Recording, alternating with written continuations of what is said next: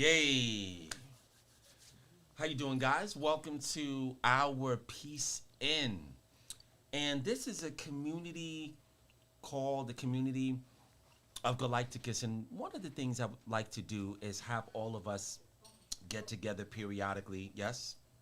I don't see you on YouTube. I see the video looping. Oh, okay. So, And can you turn your mic towards you? well, I'm going to stay right here because of these. Yeah, absolutely. Much better. Yeah. So YouTube is not active. TikTok and Instagram, I'm going live on 2 of those joints right now. Hi guys, I see you. Hello. Greetings. Namaste. Peace. Peace, God. Peace, God. Peace to the gods and the earths. All right, we're good on YouTube. So,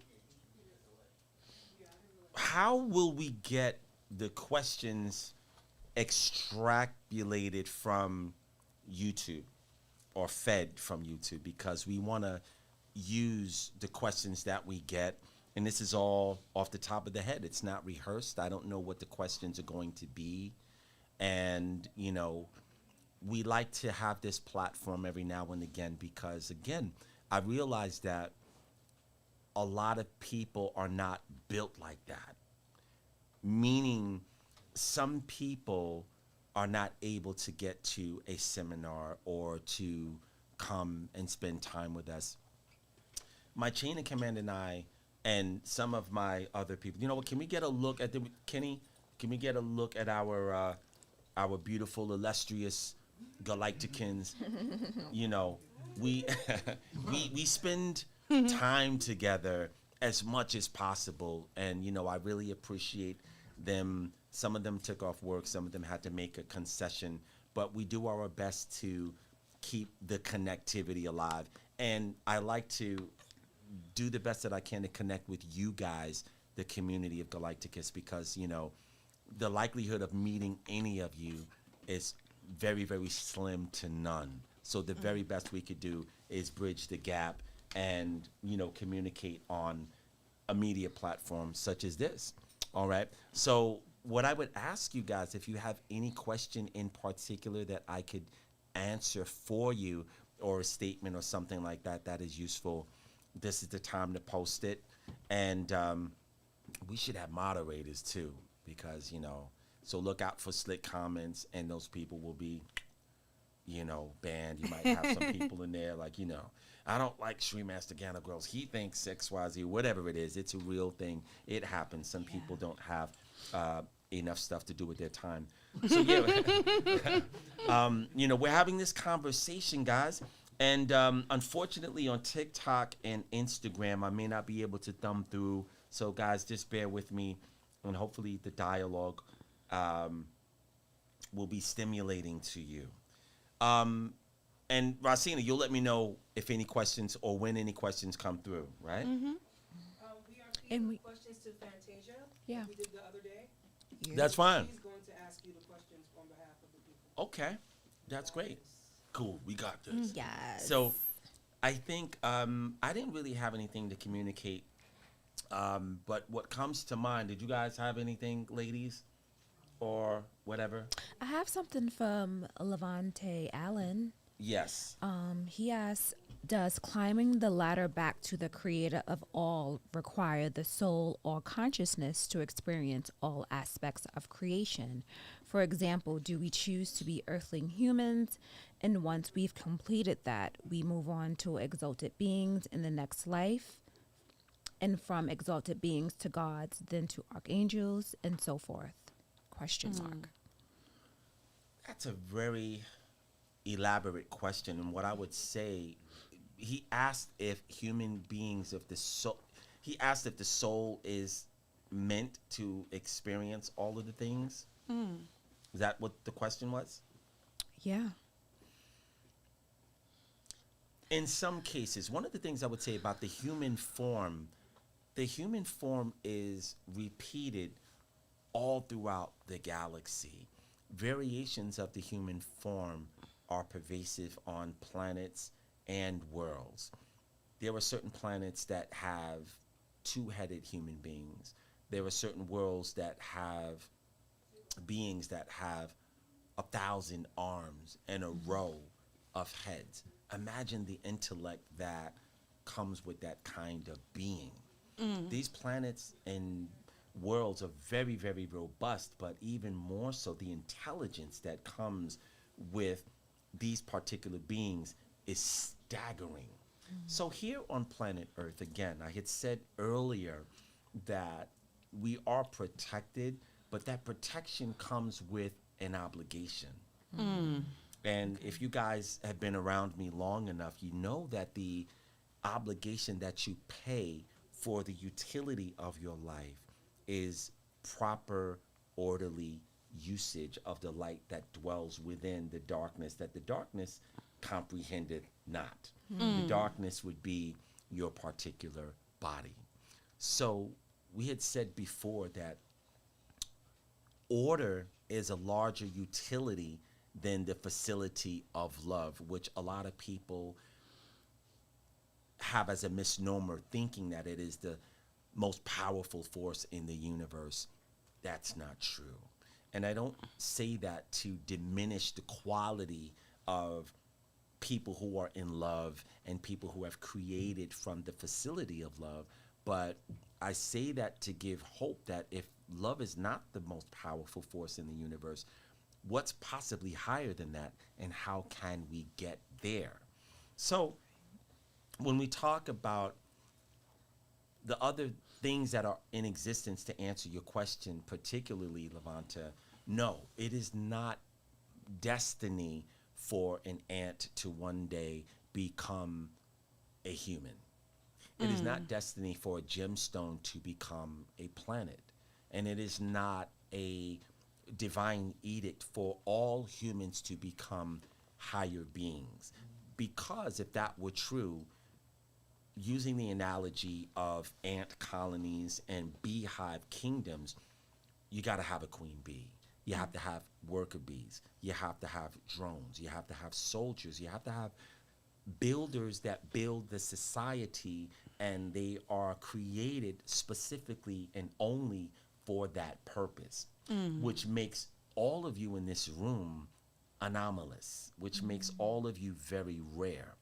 You guys have a very rare facility in your soul that gives you the passport to possibly become something more than what you are now. The crime and the blasphemy is when you don't choose that direction and you choose to remain distracted by things that don't really matter in the grand scheme of things. When you choose not to pursue and find out what's going on that is outside of your five physical senses. When you don't choose to build a bridge and a relationship with the things that are beyond you, because the reality is the physical form, again, and some of you guys may have heard variations of this, is the lowest form of interchangeability that there is. It's the lowest form and representation of matter, and we're in it. So because you have the license to drive, you would think that you would want to use the blessing and the utility and the amenity of being able to drive and not just have the license. But you'd be surprised at how many people have the ability to drive that say, I don't want to drive for whatever the reason is. And that is your prerogative. But if you have breath in your body and you have light within your soul, because all souls don't have light in it. Some souls have darkness where light should be. And I would bet that a lot of you know some of those people. It's the best thing that you could do, again, is make a relationship with things that are beyond you, but plug your consciousness into something that is beyond you. And that takes an education. So I hope that answers your question, Levanta. Yes, Liz. If someone does have darkness in their soul where light should be, is there any way of repairing that? Or does someone just have to, is that a creation that was just here to influence other people? What do you do about it if that's the case?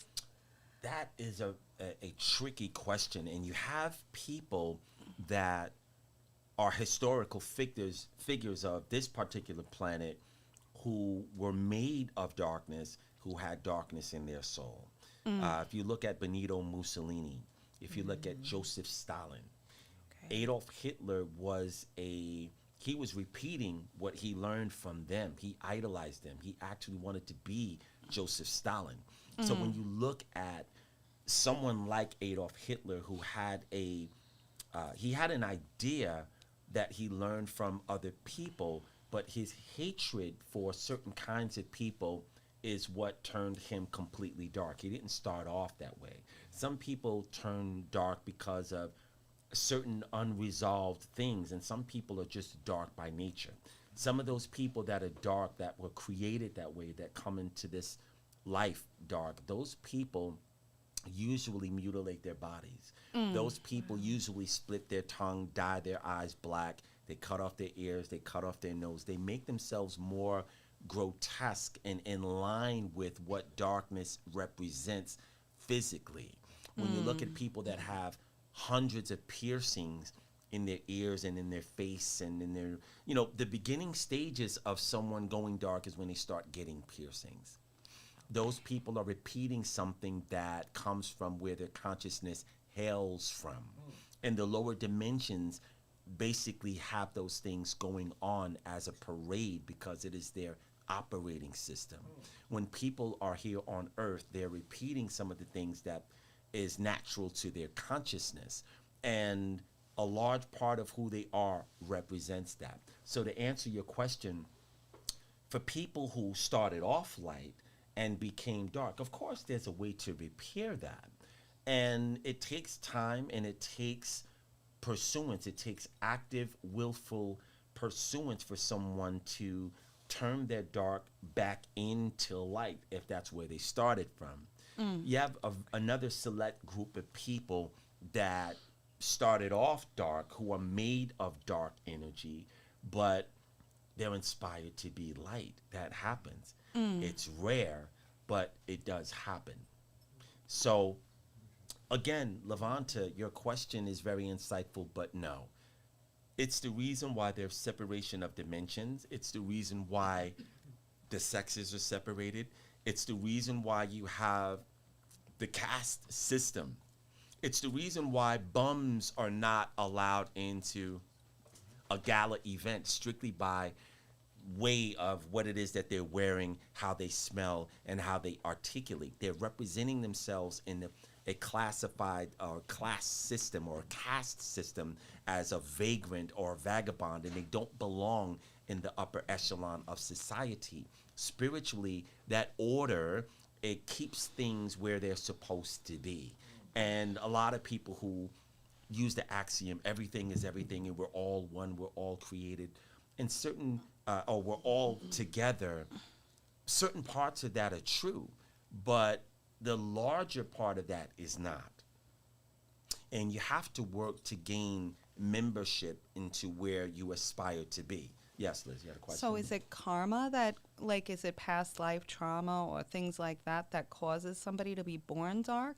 It's a well, no. When people are born dark, it's because their divine parents are dark beings. Okay. There are larger beings that are dark, and sometimes some of them are gods of war, gods of chaos, gods of darkness, who also produce a progeny, and a lot of those dark sparks end up in the physicality of the human body, and they express the will and the nature from whence they came and who they are a byproduct of.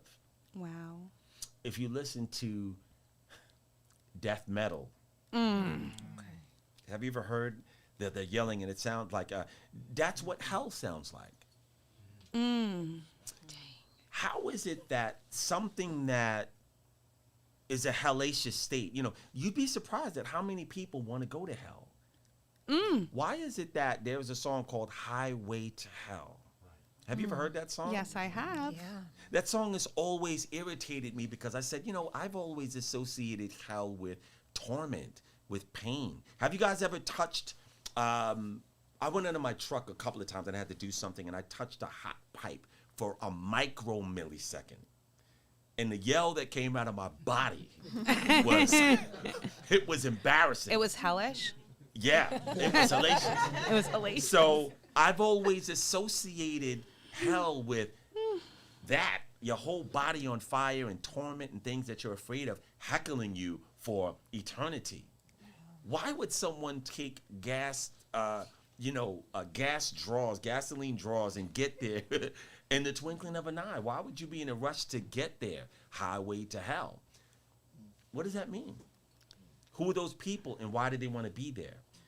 That's a euphemism for a larger point, that there are people on this planet that come from there and feel comfortable in the state of hellaciousness and raise hell wherever they go.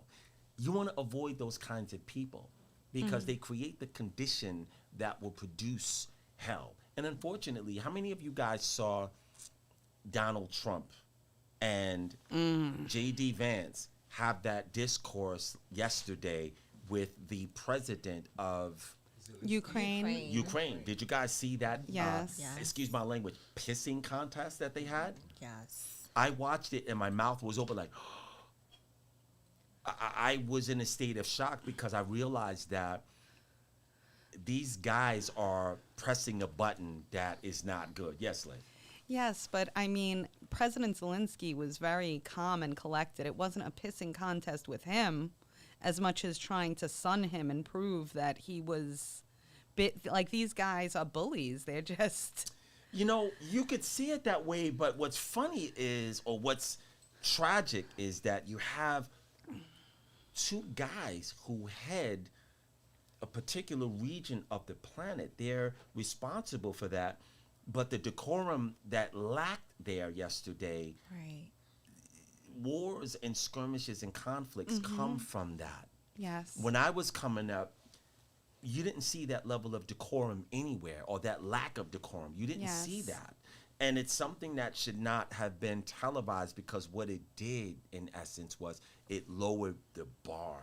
It sure did. I agree. It gave everybody in America that has lack of decorum and lack of respect the latitude to continue to repeat what it is that they saw our president Donald J. Trump perpetuating through his bad representation and bad behavior.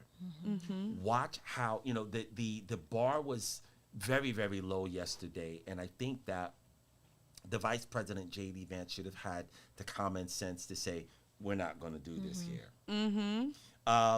It's a tricky thing. He but was again, showing off. Of course. Like, I mean, Well, that's that's why I say it was a contest. Yes. Both of them. Somebody should have just said, no, yeah, you're right, and just take the high road, because there's a lot more at stake behind what's going on. All right. So you had no questions, Fantasia? No questions came up? I'm shocked. Oh, No, no. there's And plenty of It's questions. Okay, well then plenty. let's get to it. Yes, so we have one from Starkiel Brown. He says, "Greetings, Sri Master. When you begin to experience..." And by the way, I want you to feel the questions. Like, don't just go to the first Oh, question. no, I did. We dealt with Starkiel the other day. Hi, Starkiel. How you doing? Like, we have But to... he has a good we wanna- question. But I think Okay, this one is a good one. Okay, though. okay. I am. All right. I'll allow it. So he says, when you begin to experience your recordings immediately in your waking reality, is that an indication of your power to create your reality faster?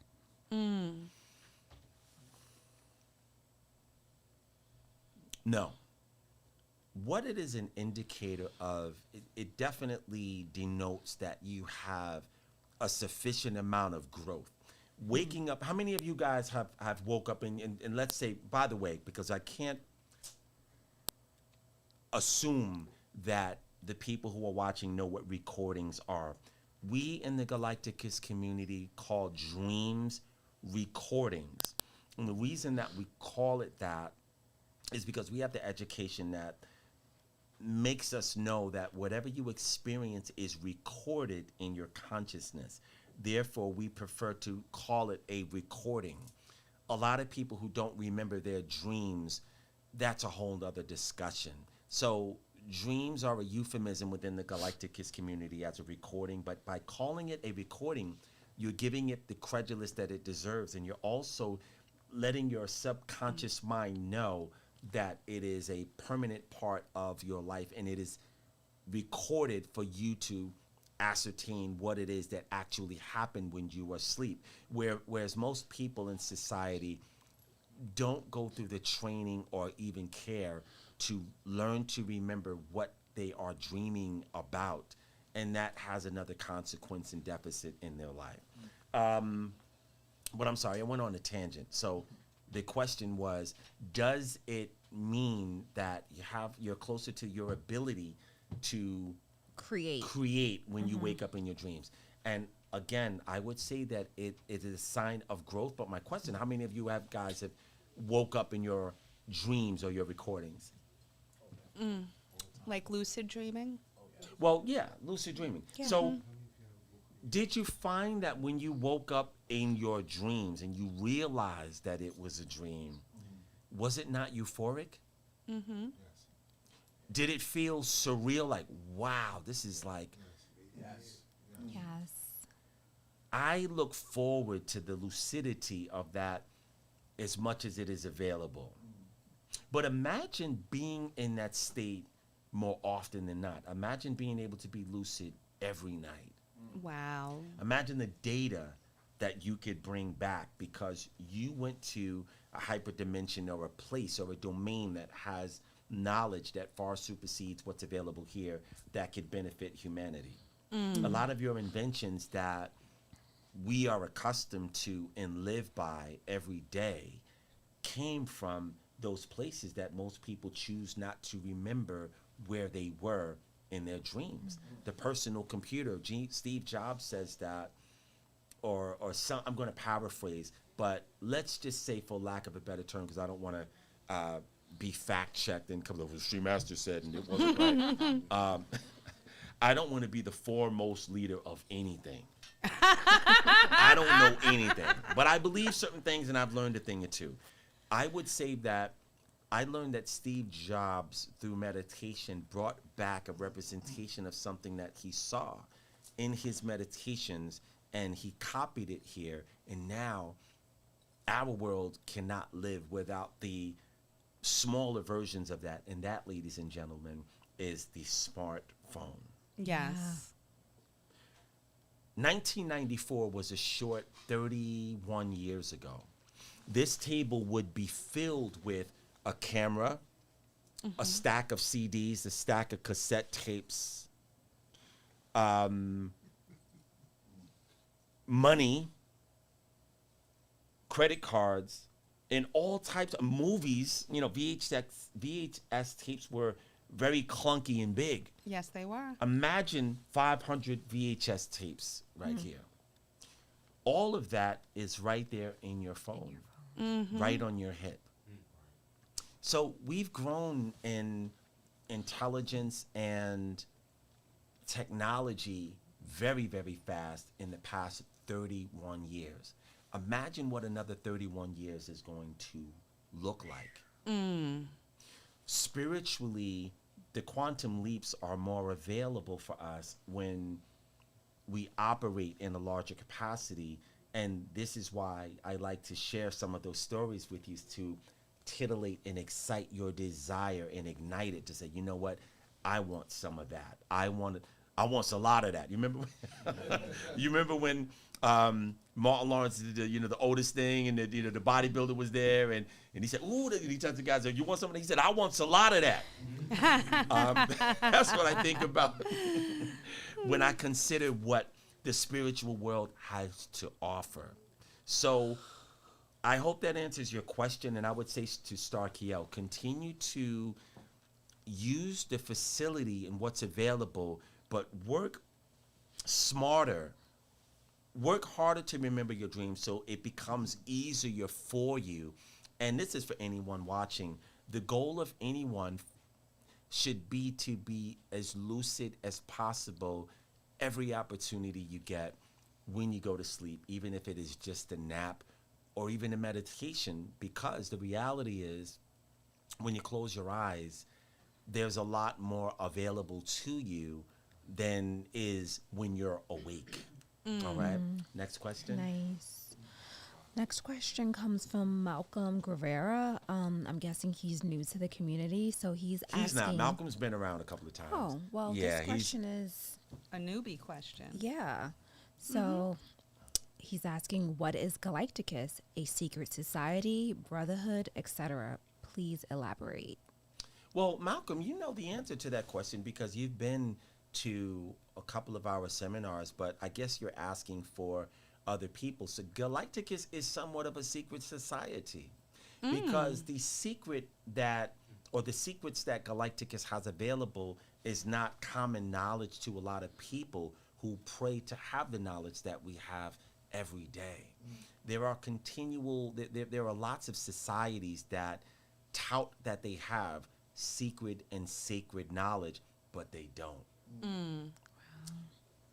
1 hour of the content that we share in seminars could possibly be equivalent to more than 30 years of what you would not learn in church. And so I say that we are a select society and we are an organization that is hidden right in your face. And what makes that cloaking possible or a reality is that most people choose to be distracted by things. They choose to be distracted by lower energies. Case in point, when I have a Words of Power seminar, we sent that invitation out to the whole world. We had paid ads, and a lot of people, you know, they really didn't even see the ad, even though the ad was playing right on their phone screen. They would see it, but it didn't register because the frequency was too high. Wow. Very few people who saw the ad for the Words of Power seminar or any Galacticus function for that matter that is offered to the public. If your resonance is not on a higher vibration, it wouldn't even register to you. There are certain beings who are in this room right now, but they're not perceptible on the optical acuity of the visible bandwidth of eyesight to humans. It doesn't mean that they're not there. So to answer your question, Malcolm, yes, we are the best kept secret right in plain view. And there are lots of things through your own dharma, karma, and good fortune that you would need to activate to make that available and perceptible to your senses and your other senses that are not registered with the 5 that most people are locked into reality by. Okay. Nice. Wow. Oh, shit. Right. Oh, any more questions? So. Oh.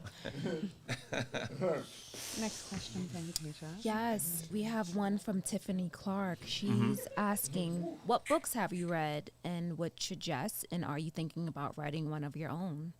Wow. I've read a few books. I'm not going to say I've read 3,000 books like Cat Williams. By the time I was 10, right? Not going to say that. I've read some very interesting books. I'm going to answer the latter part of your quixotic first. I am in the midst of writing 3 books, and I've had to press pause on it at different times because things pop up. And as the kids say today, life be lifing. And when you're writing one book, you have to give it your focus. And, you know, shout out to Wayne Dyer, and I hope he's happy wherever he is because he made sure that he would steal himself away, like the song, Why Don't We Steal Away, and, you know, concentrate and assign himself to writing a book. And a lot of what he wrote in the book was kind of like the same repackaged stuff, but the messages were fantastic. And, you know, again, I'm grateful. I am grateful for his existence. So I am writing 3 different books. I just added another book to that, and it's called The History of Staten Island Graffiti, Volume 1, 2, and 3. So it's really 7 books, but I'm started writing that 4th book, and I go back and forth to that. And by the way, guys, that's not a good thing. Multitasking is not good for the brain. Okay. Certain kinds of multitasking is okay. And for a couple of years, especially after COVID, I thought that multitasking was great. I was on TikTok, and I would, in between the TikTok posts, I would be playing chess on the app. Then I go, have something to eat. I'm doing this, and I'm watching something on TV. And go back, and I did that for a while. And what happened as a result, it diminished my bandwidth to focus and pay attention. Right. Yep. A lot of people don't know that, and it's really common sense. If you look at a laser beam and you look at focused light and you take a magnifying glass or even a glass that has a certain cut to it and you put it underneath the sun is going to focus it and accelerate its light probably 1,000-fold. And you could heat up a rock and possibly melt it depending on what it is made of or cut it in half. That would be analogous to a laser beam. If you look at your ability to focus, it is very similar to that facility, but if you're splitting it in prisms, this is the reason why sexes exist, male and female, because we are split electron. If you look at the bandwidth of creation, or you look at the prism of creation, there's a variety, but that variety, once it recomposes through plethoric rejection, becomes a singular entity that you probably wouldn't recognize. Beings from the fifth and fourth dimension, you would not be able to have a conversation with them because your ideologies are extremely different. You don't understand what a tesseract is. You don't understand what a certain things that they have available. We're dealing with two-dimensional things, and that's what makes us comfortable. If you look at what 8K is or 4K is, that wasn't available 10 years ago. No. As a result, when you look at some like Star Search from 1984, the quality looks bad. Super grainy. Yeah. Very grainy. But it didn't look that way back then. Have you ever wondered why Yes. that is? I know. It looked sharp to me back then. Well, it was Sure sharp did. and crispy. It was, 'cause that's all I Technicolor. knew. Yeah, I mean, but the reason that is because our optical acuity has evolved. We're able to see finer nuances. When I went to London the second time, I happened to notice that I was looking at colors and cars. I said, that color wasn't here last year. And I noticed that in London in particular, I saw about 4 different colors that I know was not just back in America, but it was not on the color wheel. Wow. Have you guys ever seen a color and you're like, wait a minute, I've never seen that before? Never. So right. we are advancing, and our abilities to perceive things that have always been there are coming more into view. You'd be surprised at how many people only see sepia and ranges of gray. They don't see. There was a time on the planet where no one saw in color. Wow. How did we start seeing in color? Have you ever wondered that? There was a time where our planet's population was reduced from the totality of what it was into 1% of what it used to be. Usually when that happens, there is a dispatchment of a higher race that says we have to intervene because this planet is protected and we now need to see the life on that planet. This is where certain people come from Lyra, Vega, Orion, and maybe Andromeda. There might have been half Andromedan seeded life on this planet. And once that happens, new things come into existence. And that has to be signed off by higher beings who make intelligent decisions about protected planets. So our existence is very, very unique in the cosmos. And again, unfortunately, we're taught to be distracted and to be satiated by the distractions that take you away from the real prize, which is your divine birthright. And Galacticus is here, Malcolm, to give people a higher utility that is more in line with something that you deserve to have. All right. Any more questions? Yes, Connor Whitewolf asks, what is the purpose of the revolt against feminism?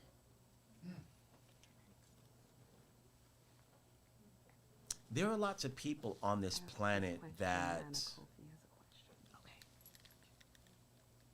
are repeating something that they've done in past lives. If you look at, well, today I was just getting a cut, and the barber happened to have Kevin Samuels on the screen.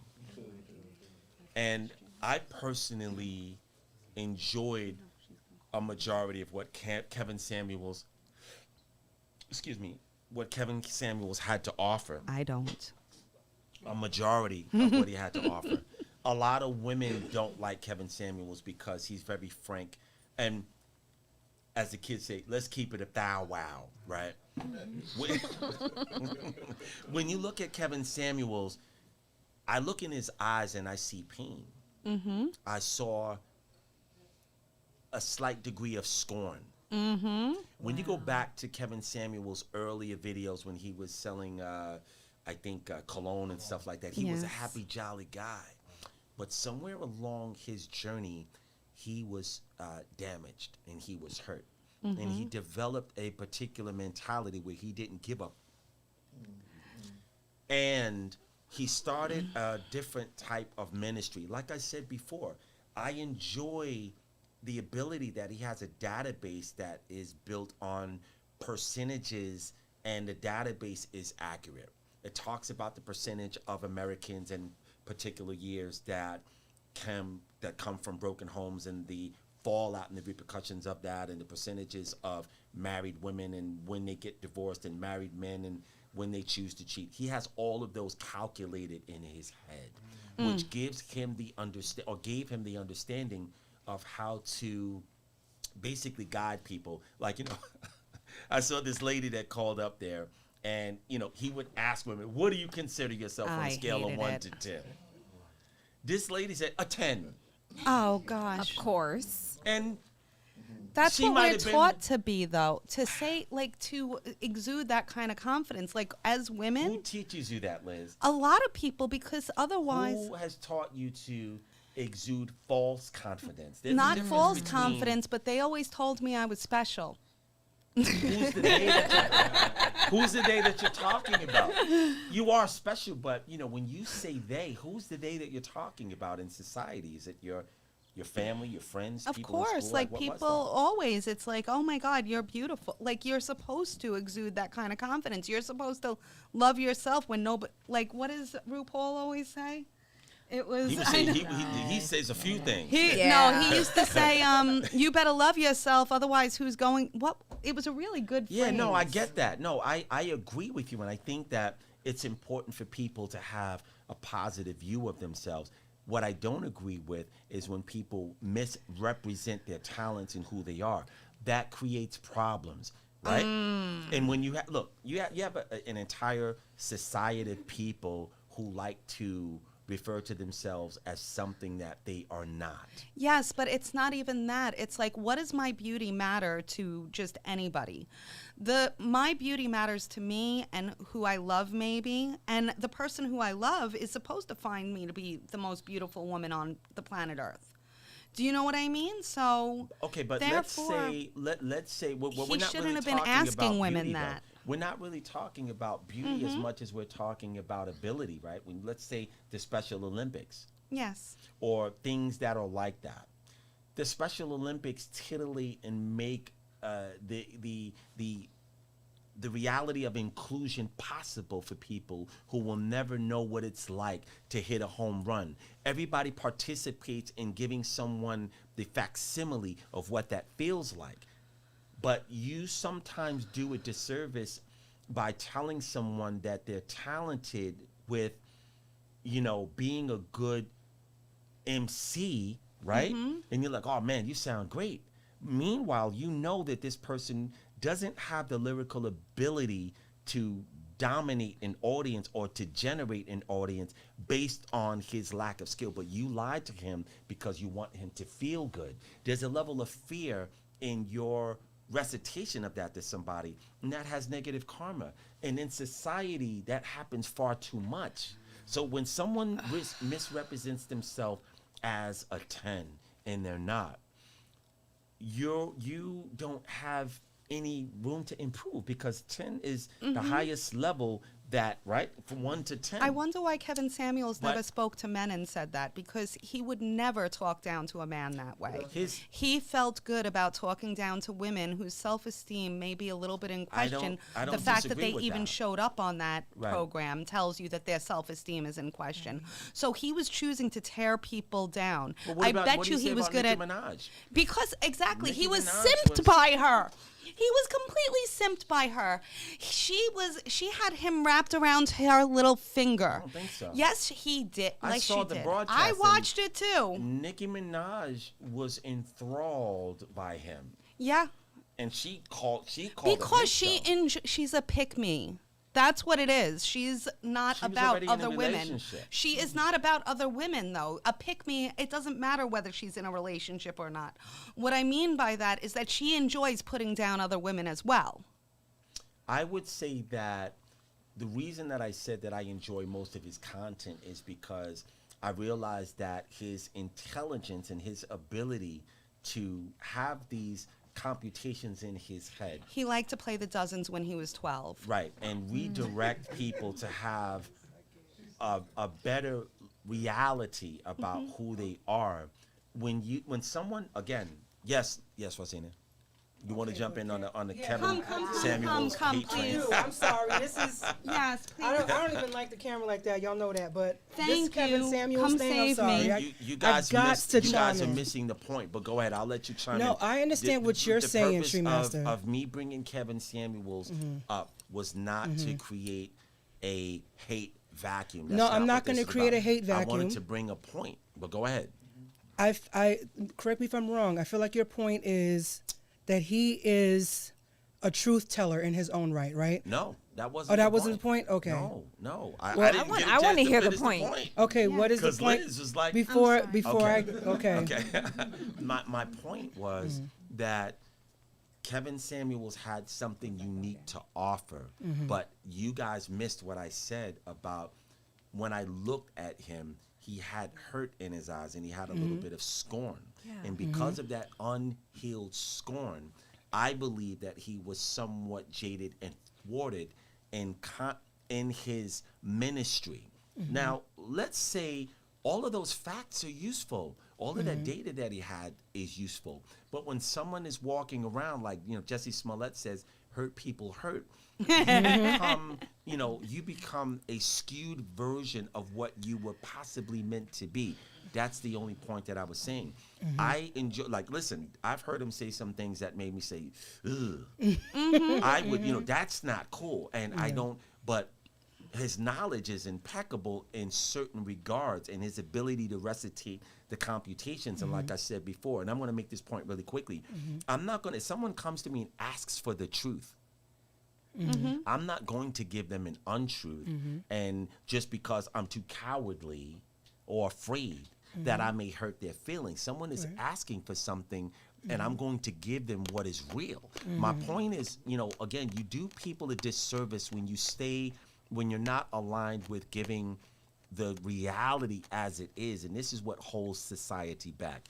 I'll leave it at that for now. But yes, what did you want to say about our dearly beloved, dearly departed And Kevin I'm not Samuels? sitting, 'cause And the I hope thing he's is- happy wherever he is. May he rest in peace. Yes, rest in peace, Kevin Samuels. My screen name is Let Love Reign for a reason. Right. And even though love can be a twisted energy sometimes, for me personally, it allows me to recognize the humanity in each person, whether I like their actions or not, right? Right. So when it comes to Kevin Samuels, my issue with him is that he was a truth teller to people, but he did not live that truth himself. No, he did not. It might No. be possible. So no, it is possible because Right. he died alone. He didn't die. He didn't die Wait a alone. second. No, he No, didn't. wait, no. You got to put a No, linebacker on him. No, wait a second. Hold on a second. his No, verbiage. when I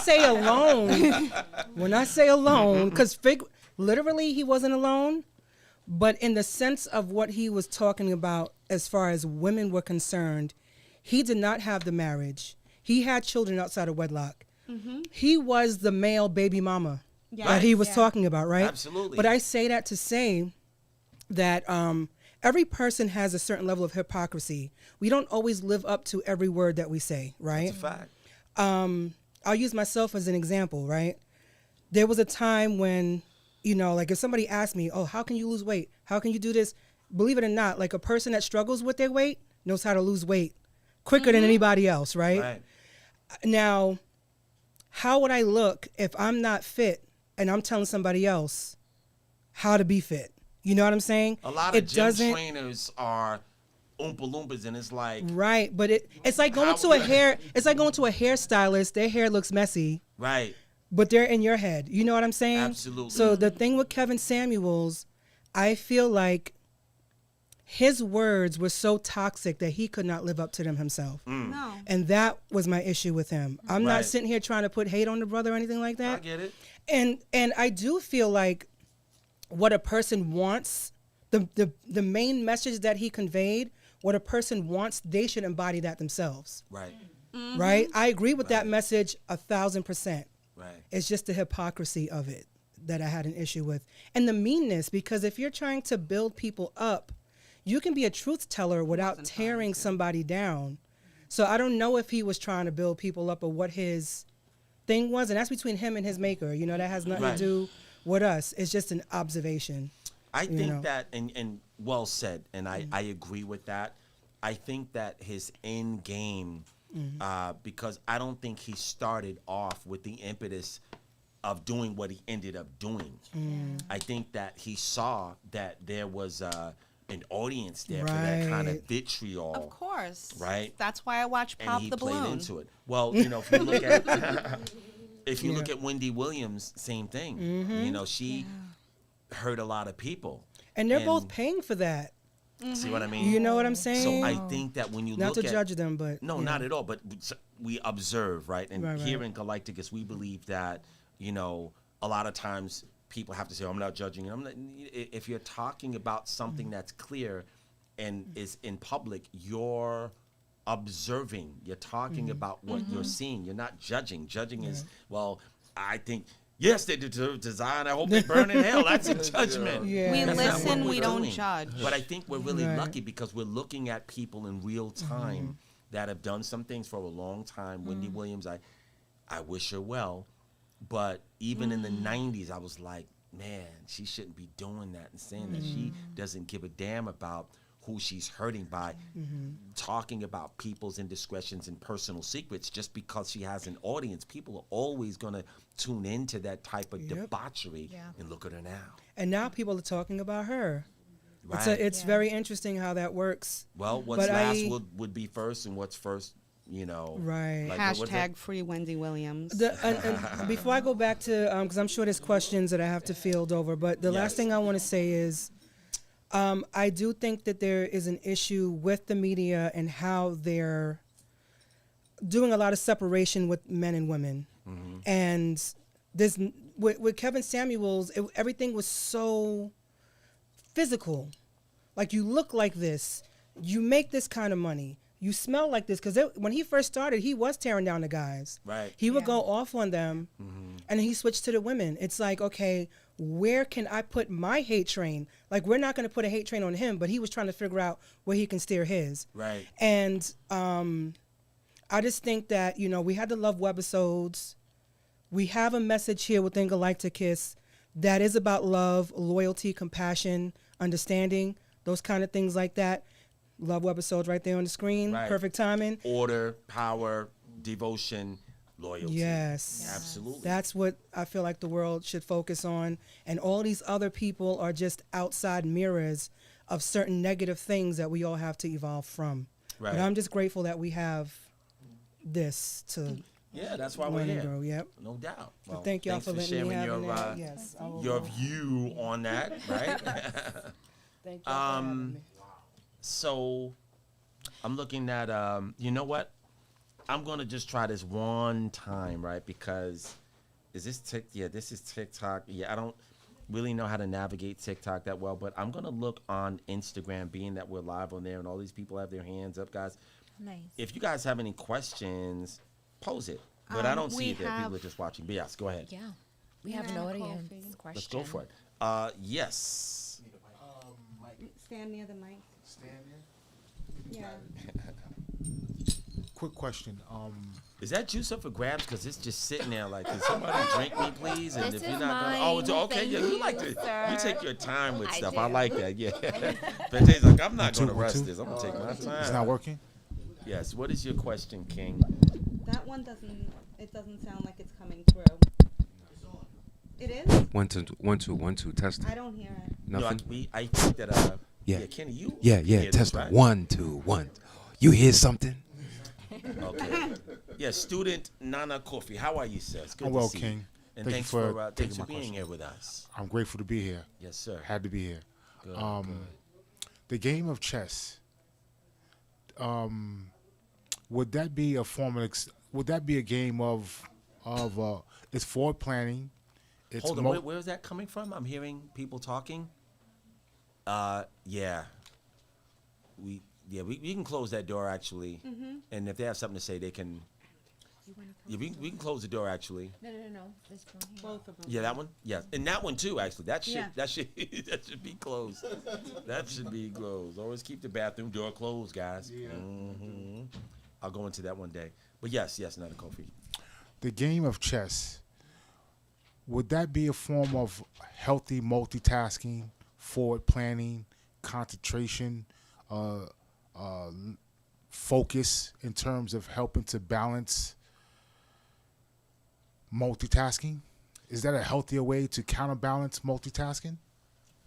I would say, and that's a really good question. I would say that the game of chess is a singular utility of focus that brings about a multiplicity of benefits as opposed to teaching you how to multitask.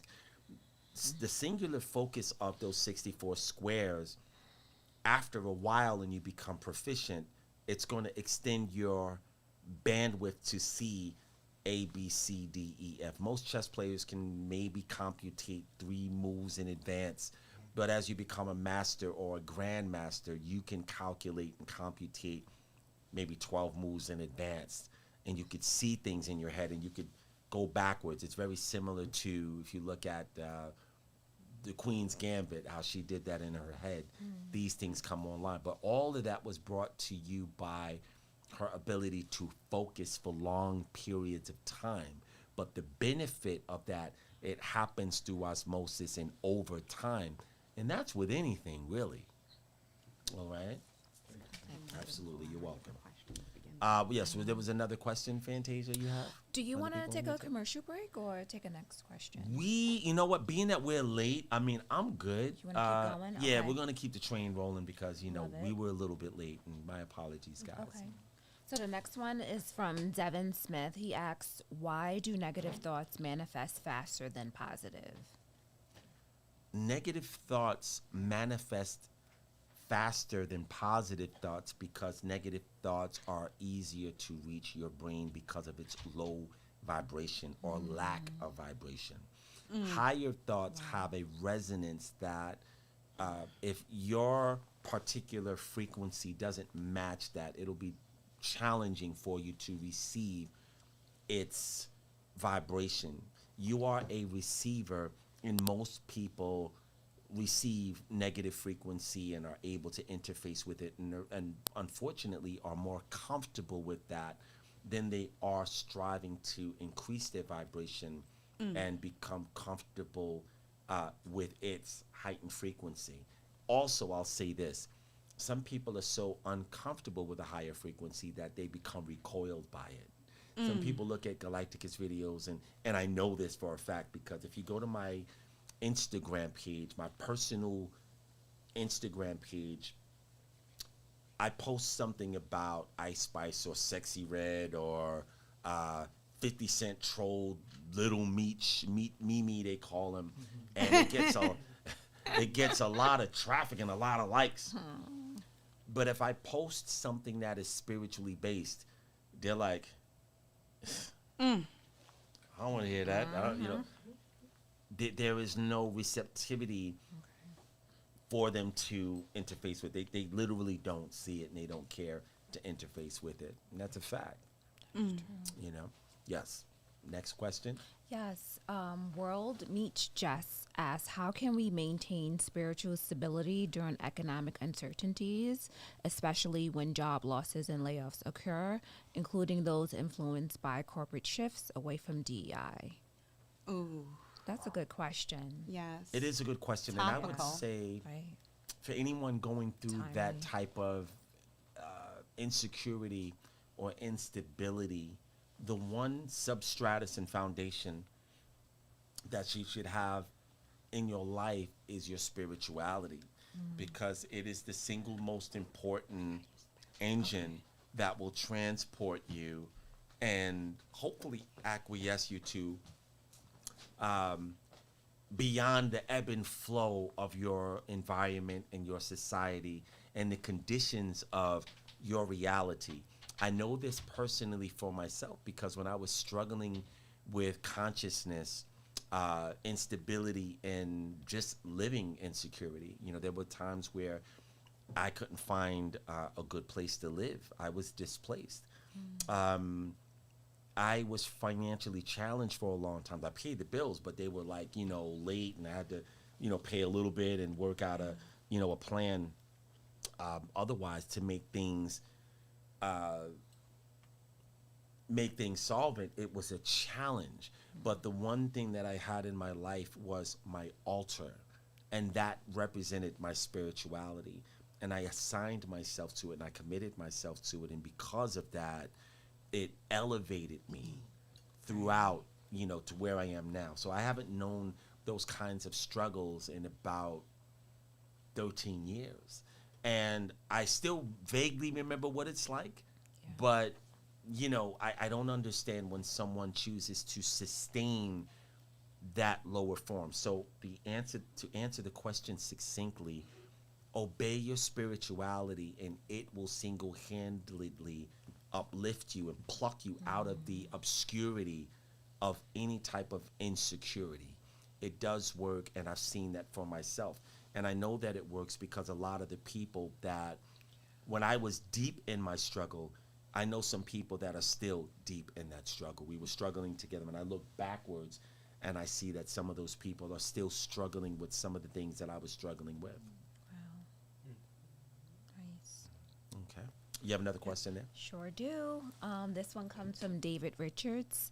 He wants you to speak on specifically ancestor altars. And he's asking this because his ancestors showcased their altar to him a few times. And he's asking what should be done if I'm blessed to be before their altar or a god's altar. What should he do if he's blessed to be, and before their like his ancestors' altar or before a god's altar, if that makes sense? I don't know. That doesn't make sense. The question doesn't Yeah. make sense. Do you understand the question? I understand it. Yes. Okay. Yes. Please. Okay. Please. So he's saying that the ancestors revealed their altar in the spiritual realm to them. Okay. And what should he do if he appears before their altar or perhaps a god's altar? While in that presence, what should he do? Well, gods don't have the kind of altar that we would consider, but I would just say that I'm sometimes when people pose a question, it doesn't translate. But from what I'm getting at, continue to do what you're doing and continue to be consistent with the practice of whatever it is that you're doing at the altar day in and day out, or with some degree of regularity. That's always the answer. The persistent consistency of what it is that you're doing on your altar will be the determinant factor as to how much you do not struggle in this life. Okay? Yes. You want to check your phone? The TikTok is. Yeah, that's paused? fine. Okay, TikTok that's is here, good. yeah.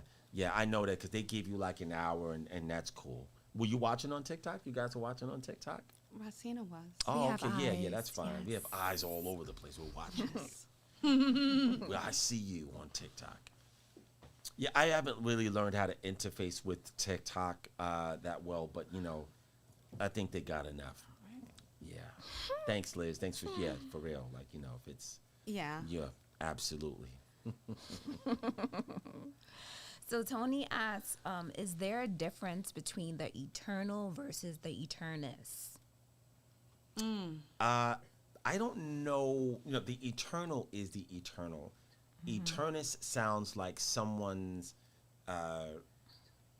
representation. I would need to know where you derive the Eternis from, but the eternal and the Eternis, I would imagine, are the same, but it's probably someone's creative license with it. I might be wrong, but that's what I get from it. We have the time check is 9:29. Yeah, we're doing pretty good, guys. Yeah. Okay. So Chad Connolly asks, well, actually, he says, "Greetings, Shri Master. What can we do that would assist us with getting out of our way?" I think it's important for everyone to take regular inventory and stock of their life on a regular basis and be honest about what it is that you see that you don't like about your life. And then do your best to change it. If you do that and you're honest about that, you will evolve beyond the things that you don't like about yourself, and you will transform into a better person.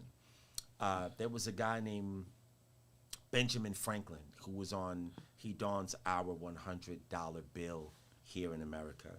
He was touted to be the most unlikable person in government. Oh, wow. Nobody liked Benjamin Franklin. Aw. And he was, at the time, believed to be the most despicable, unlikable, hateable person anywhere. So his face was punchable? Yeah, I'd say that. He probably got punched in the face a lot. And, he might have got stomped and spit on a few times, you know? My. When people have elicit that type of hatred from people, they're just unlikable. But apparently that was different from the gift that he had to offer government, or else he wouldn't have been there. So he came to know that about himself, and he wrote down all of the things that he knew people didn't like about him. And one by one, he eradicated those deficits and unlikabilities completely out of his character, and he became the total antithesis of what he was known to be years before, and became the most charismatic, likable person in government. And he ended up on a $100 bill, which is the highest bill, because $500 bills are out of circulation. $1,000 bills, $10,000 bills, $100,000 bills, and I believe there was a $1 million bill at one time. I might be mistaken, but the $100 bill is the highest that you can go. Yes, Liz. Do you find, I've found when I go to improve myself, there's always people around who are naysayers who get upset that you're even doing it. Like going on a diet, people will be like, crabs in a barrel. Yes. People don't like, and I'm sorry, I didn't mean to step on your point. No, but I was just going to ask, how do you deal with that? So you understood me. Yeah, people. It's common for people not to like others who are self-improving, because it reminds them of an obligation. It reminds them of something that they don't want to do yet, or they're not ready to do. How dare you be ready to be a better person? I'm not ready to do that, so you shouldn't do that either. Wow. And that is society. That's the low vibration of society. It doesn't have to be that way, but it is. So you're just saying to puff your chest out and keep going. Well, I would say that, I want to live in a world and a planet where people celebrate your victories and who you are intrinsically, because they're genuinely happy for you. And if you're not that person, you couldn't possibly live in that world. I don't get jealous of people. I can selectively envy. Envy is a playful way of saying, hey, I wouldn't mind having the hair that you have. Your hair is long and luxurious and wavy. I knew a guy named S. back in the days, and S was like my complexion. His name was Darawute. And S would troll us because he had this nice wavy hair. Back in the 80s, like, we have 9 ether hair that's kind of coarse, and we had to really work with it to make it look a certain way. But S had, I think, a 6 ether, was just naturally wavy. So he would put a do-rag on and pull it off, and it was wavy, and the girls loved that. And then he would do this. He would do the head Yeah, shake. he would just be like, yeah, see that? He was like, I hate you for that. But, we would troll him because he just had, something that we had to work a little harder to hold up, I obtain. got it. You know what I mean? You women know what it's like when other women hate on you for whatever reason, right? It's just humanity. It's a mark of an evolved person that has the absence of jealousy towards others. Again, this envy is okay. Envy is a playful way of saying, I like what you have.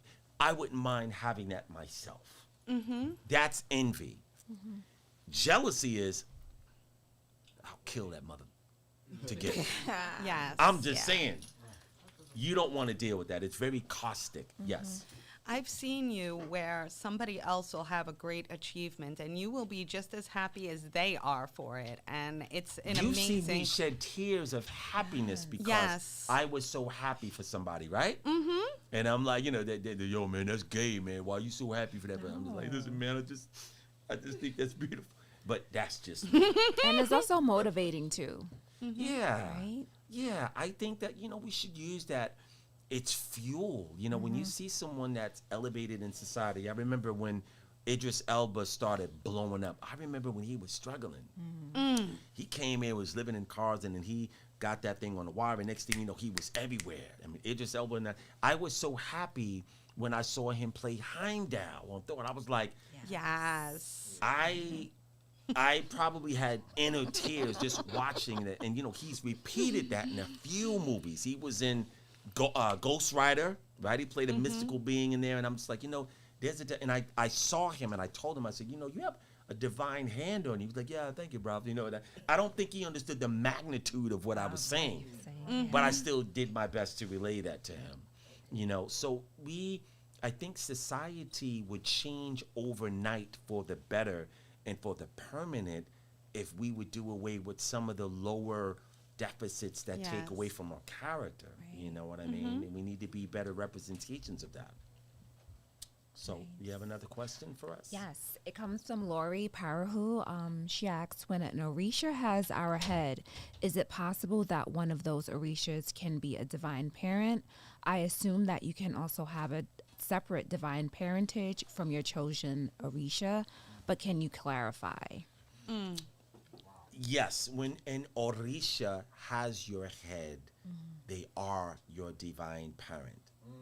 Other Orishas will sit on your shoulder and they may not be your divine parent.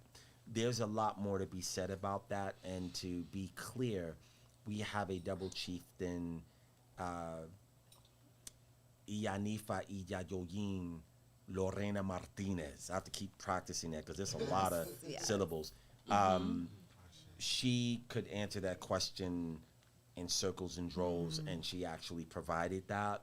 And a lot more. So I'll be happy, Lori, to inbox you what it is that she said specifically about that. But to answer the question now, because the 4/5 is to my temple, I can give you that, and you could take that until I'm able to inbox you, another time, what she said. If an Orisha has your head, that is your divine parent. Nice. Just simple and plain. Simple, right? All right. So Cynthia Marie Chosen asks, she says, I practice Buddhism. How can I incorporate my practice with Galacticus teachings? We have practicing Buddhists in Galighticus, and Liz is one of them. And Liz, I think you should answer that question for her. Being that you're a practicing Buddhist. Go ahead. Well, I mean, it's easy to just do what you do with Buddhism and continue to do what am I supposed to be looking at a Oh, camera? yeah, well, actually, no, the camera's on you already. No, you're good. I'm sorry. Go ahead. Okay. No, you just practice your Buddhism along with it. It's not difficult. Right, they can go hand in hand. It could go right? They're hand just in not hand going to- easily. You Good. just, you could practice your chants and your mantras, You can have your gohanzen. your gohanzen, you could do but your the nam, your hoarding, your gohanzen kyo, is and all of supposed to that. be by itself. It shouldn't Right. be a part of your altar, your ancestor altar. Right. But otherwise, it's easy. You just have 2 separate altars. There it is.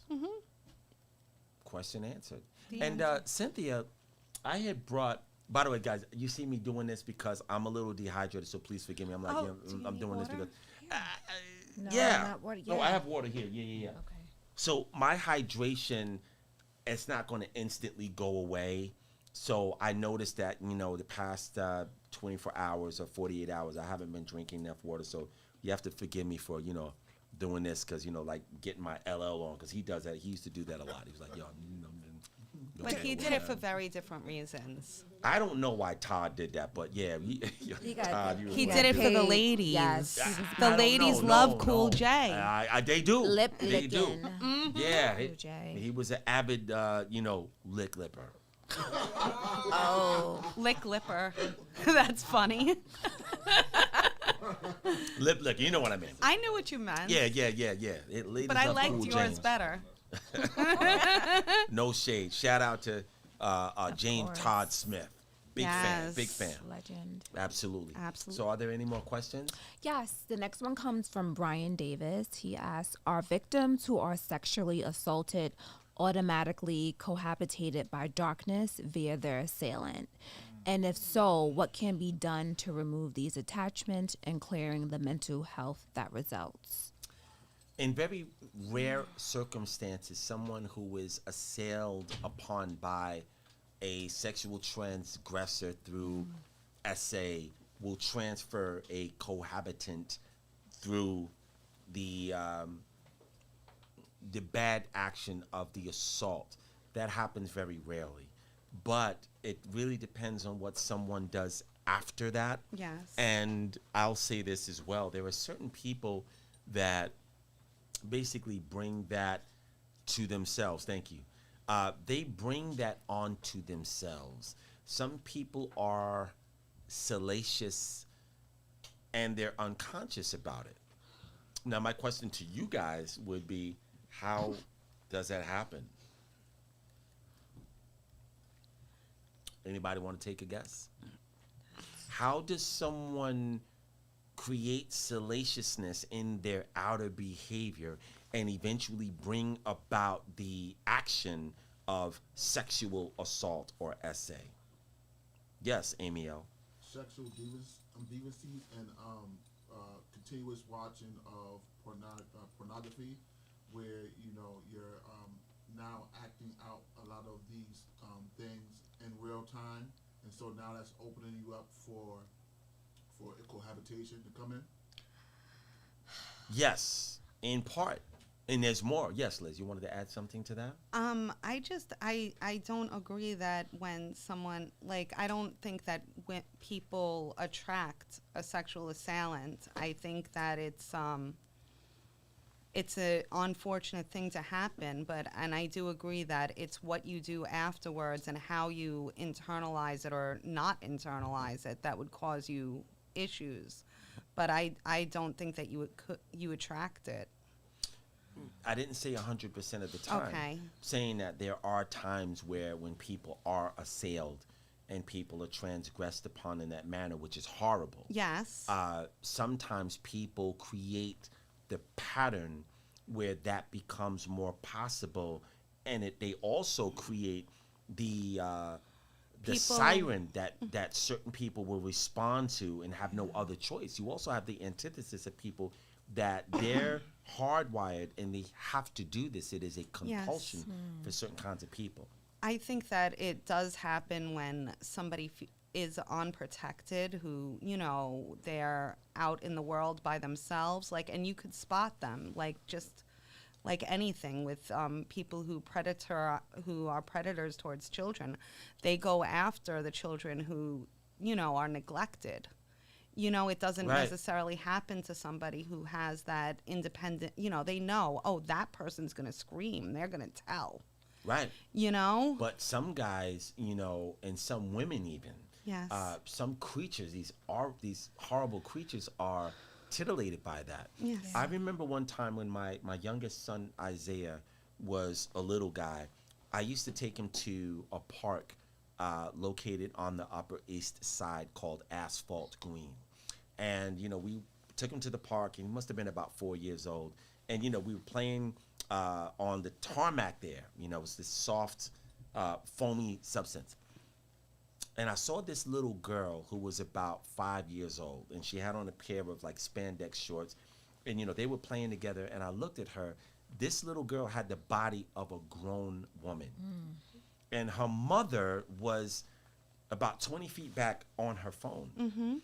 And I'm watching the kids play, and I'm becoming annoyed because her mother's not paying attention to what her daughter is doing. Yes. And I'm looking around, and I'm watching this whole thing. And I walked over to the mother, and I said, you have a beautiful child, but your daughter should not be clothed that way.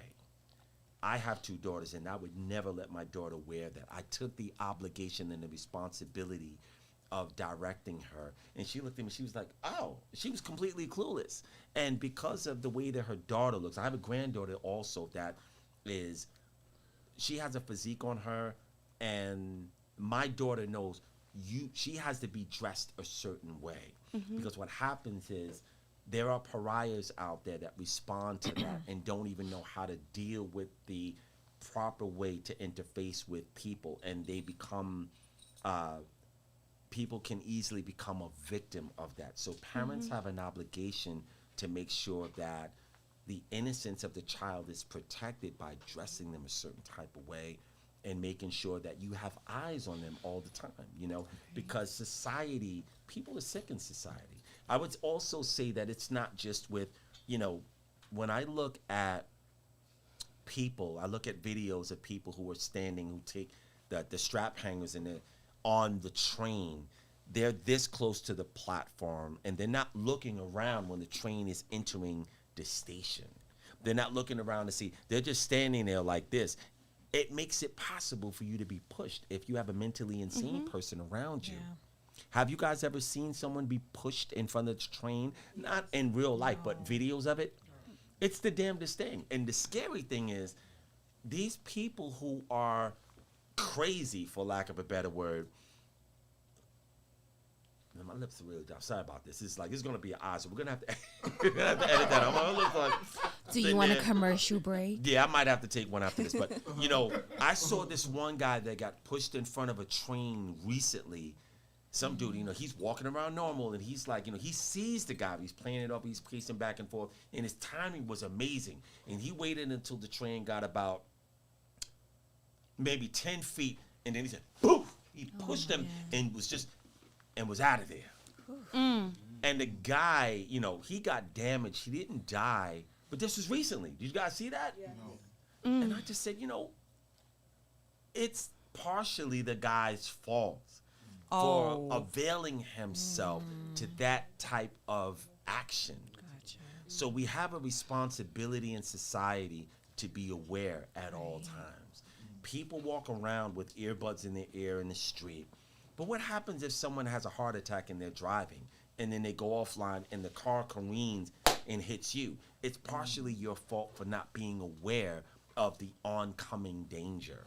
We all have responsibilities that we're not fully ready for. Yes, Rosina. I have a question though. And after this, we're going to take a quick break, and let's see, look at the time. Time check somebody, because it's, Sure.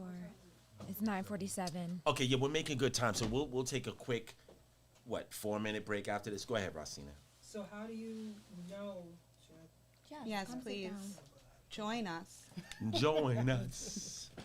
Okay. How do you know if something happens to you in that way, right? If it's part of your contract versus something you inadvertently draw into yourself. If something like what specifically happens to you is part of your contract. Okay, when like you were talking about SA, right? Right.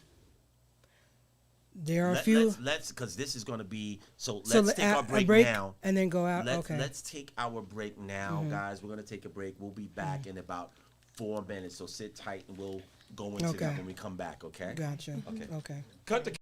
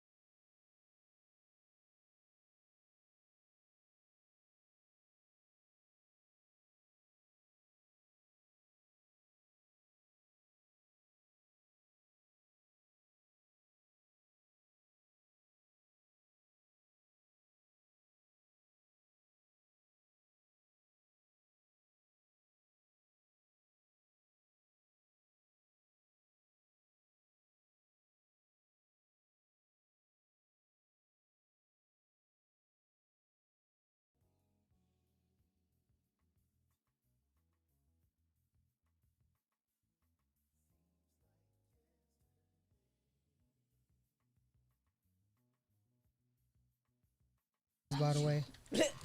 Wow.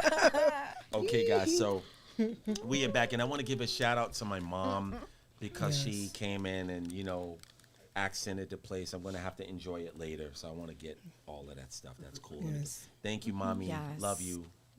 Miss Nice Barbara's the touch. best. It was it's beautiful.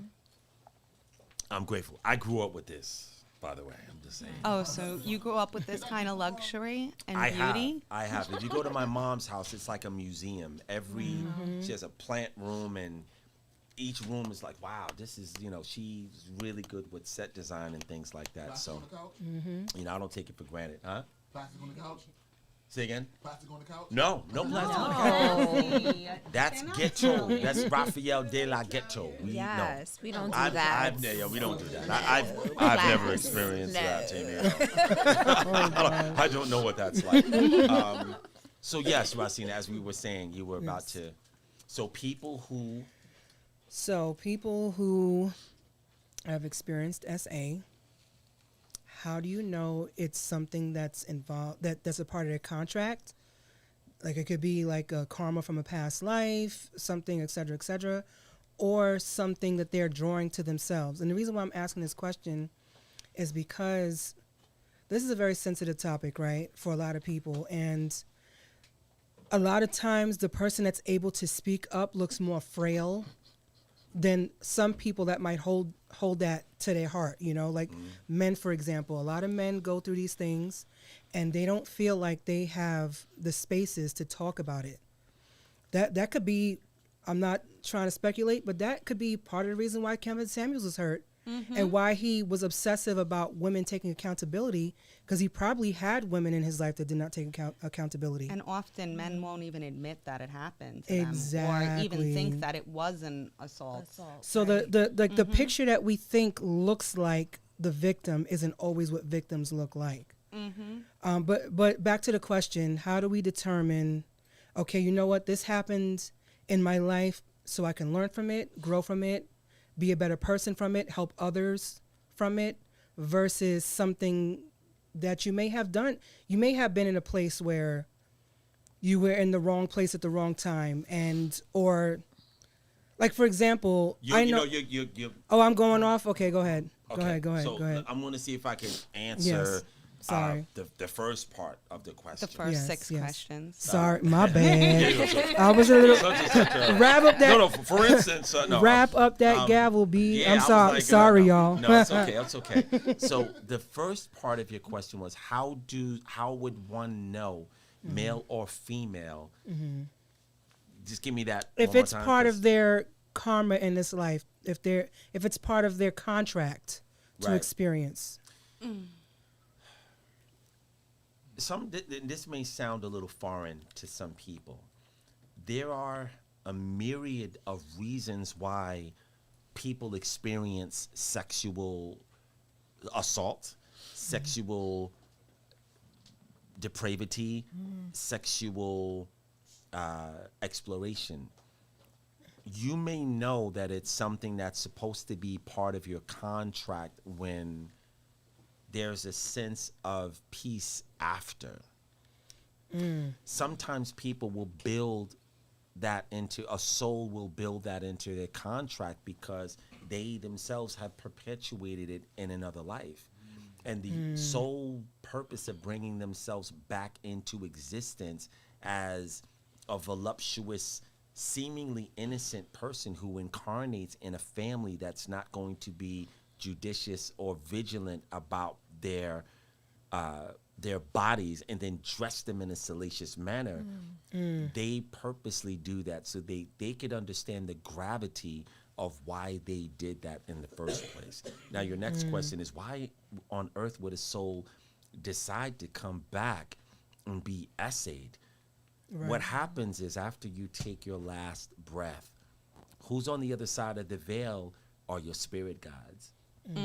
And when you have a sum total of things that you've done that tip the scale into darkness, they're looking at you like, literally. Yeah. And they're going to bring you to the videotape of your life They're going to sit you down, and you're going to look at every breath that you've taken in that darkness. And as you're watching it play out, you will come to know exactly how you made the other feel. And when the tape is over, you now are compounded by the conviction, like, I got to go back. I have to experience this. I need to balance my scales. So a lot of the people who are here on this planet that are actually victims are in the pursuit of balancing their scales. You also have people that are here and they've attracted it into their life because they may have lived 10 lifetimes as a queen. And there is an inequity in the education of their soul, so they need to go to the opposite spectrum. The longer you stay in one incarnation or a certain kind of incarnation, you're losing the balance. So you have to go to the opposite side of the spectrum to gain the opposite of what it is like. And a lot of times you now need to spend 7 lifetimes, 5 lifetimes in a disreputable family, in a family of lack, and know what it's like so that you could balance out your education. The soul doesn't become a beautiful egg-shaped diamond that is amorphous. That is the goal. That's always the goal of a soul, because souls look like rough gemstones that are very, very faceted. But you want it to be like a smooth egg. And that's what allows you to get to the divine worlds. The pursuance of having a balanced soul education is what gives you the passport to be a citizen in the divine worlds, because now you have the education that would preclude you from repeating past mistakes. But if you don't have a well-rounded education, you won't belong there, because you won't have the energy that gives you the passport and the right to be there. So you need a balanced soul education. That's usually what 90%, no, let me take that back. A large percent of what goes on this planet in terms of things, people being battered, abused, and dominated, are things that we don't understand. They're connected from past lives. That's usually how it goes. So when we look at someone like Adolf Hitler or Idi Amin, who had a genocide in Uganda in 1973, and there was a lot of bloodshed that happened there. Do you think it's a coincidence that they found an estimated $12 trillion worth of gold, that their land yielded that? I would think that the two are mutually exclusive, as a matter of fact. And maybe the blood went back into the land, and the gift was, here's this gold now, you can repair yourselves.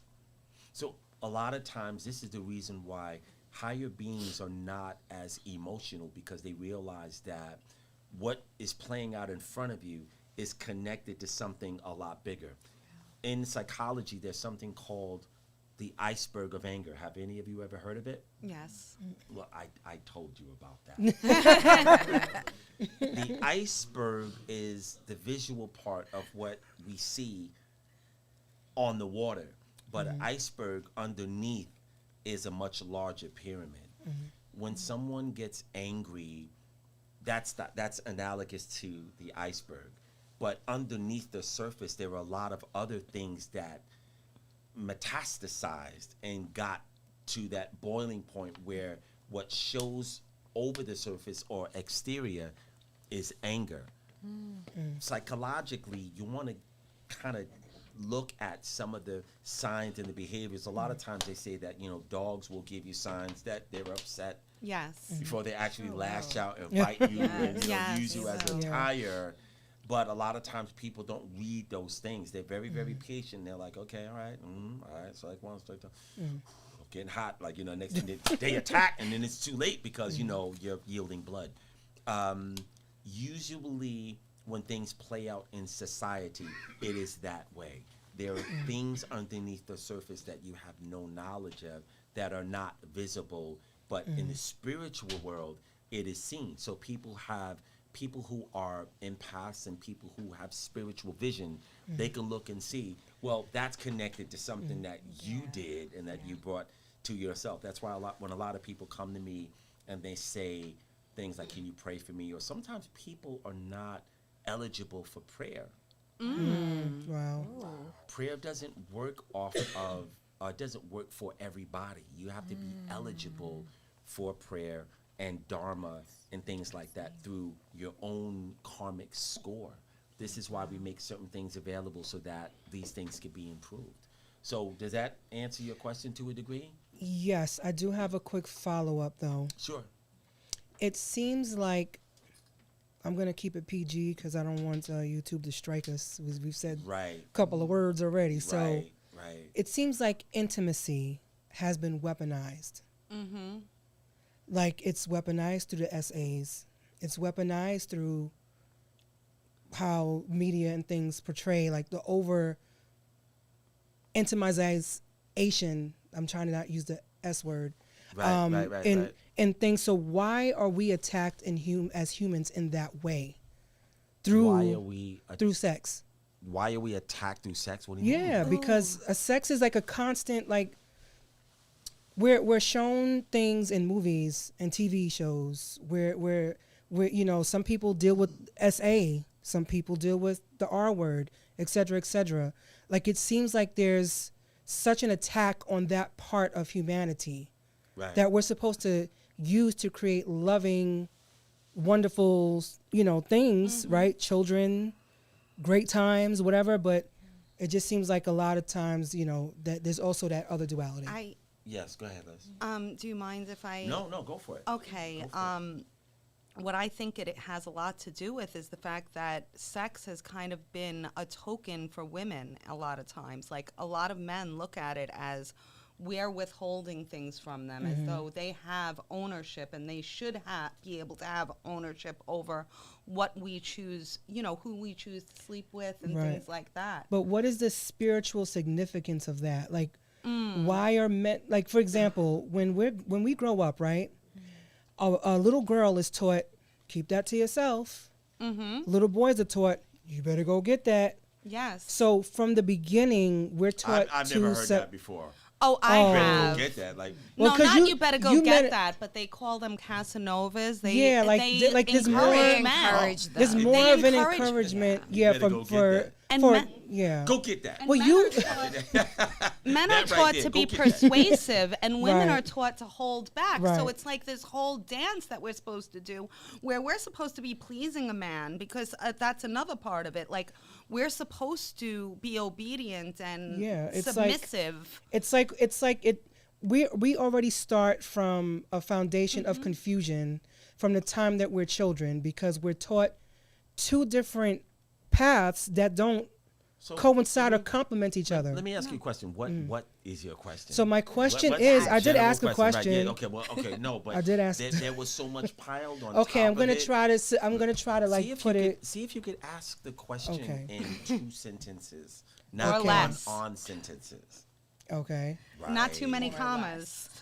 Yeah. Like, if you can get What is the spiritual significance of why human sexuality is attacked the way it is, or why society is human confusion sexuality is attacked or by misuse? It's attacked by, it could be your parents telling you. If a There's a boy, lot of What do you shame. mean by attack? Yeah, that's that's what I'm meaning trying there's to figure there's out. an agenda, I feel, right, within human society. I don't know how to make this 2 sentences, but I'm going to try. It might be 5, so excuse me in advance. There seems to be an agenda on human sexuality. Yes. Men are taught something different than women are taught, and it Yes. does not complement each other. Every time you turn on the TV, there's sex. Every time you walk down the street, somebody's wearing something. It's just a constant barrage of, and it's, I'll you know say what I'm this. saying? I'll say this right. So Why is it sounds more important like- for us to, because I feel like this is an energy that should be important somewhere, right? But we're not taught the significance of what it is. It sounds more like you're asking why is sex so prevalent in Okay. society today? Yes. and the spiritual significance of that. They, Well- or is there one? There's a reason why we live in a state of decay and hatred and bias. It's because humanity hasn't demanded something different. Wow. You know, there was a recent boycott that I believe Al Sharpton called for, right? Was it Al Sharpton that came up with that? Yeah. He wanted to offset and show certain people who are pariahs of this whole, was it DEI thing? Yes, diversity, equity, and inclusion. Right. He wanted to show them that there's buying power and that society has the power to withhold the thing that makes them wealthy. And the answer to what it is that they're doing, we're not happy with. So he called for a boycott. I don't know how many people participated in that boycott. I did. Did you guys participate in that? Yes. Okay. So that seemingly minor boycott that was supposed to be for 24 hours was to show that we are not happy with these agendas that are not good for us in the long run and in the short term. Humanity has not stood up in a courageous way, in a brave way, to overturn the power that only a few people have. As a result, our planet is lopsided. And you have people that hoard the wealth. If you go to the Vatican, there's 18 miles of antiquity there. If you go to the Smithsonian, there are miles and tunnels of stolen and sequestered valuable antiquity that could probably feed a lot of the homeless if it were cashed in.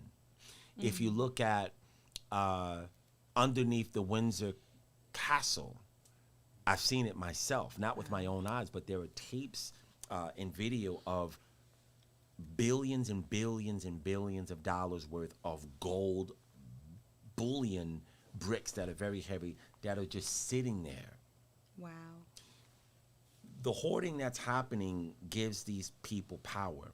And one of the things about humanity is that higher beings don't intercede because we're not doing anything about it.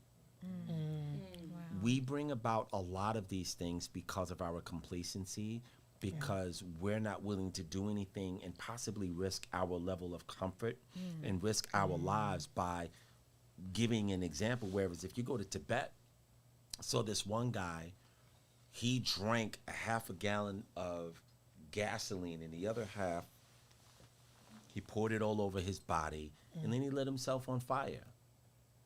And he just sat down and burned.